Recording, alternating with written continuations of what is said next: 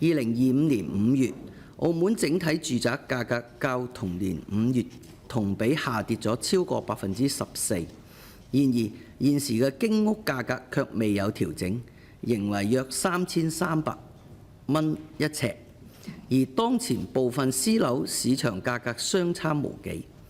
令居民質疑定價嘅合理性。希望政府能夠根據市場現況調低經屋嘅售價。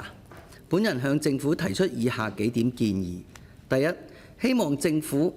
檢視相關定價並作出適當嘅調整。在私人住宅樓宇持續下調嘅情況下，應設立經屋價格調整嘅機制，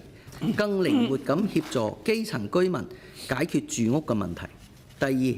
政府應考慮推出換樓嘅機制，給予符合資格嘅持有人由1房置換到2房、2房置換到3房嘅機會，以應對家庭人口增加嘅狀況，改善居民及下一代嘅居住環境。第三，對於有置業需求和意願嘅青年，提供傾斜式嘅支援，適當放寬經屋申請嘅條件，或豐富住屋嘅選擇，將部分經屋轉變為用途為青年公寓，將減輕青年置業嘅壓力，穩定青年人嘅核心生活保障。多謝。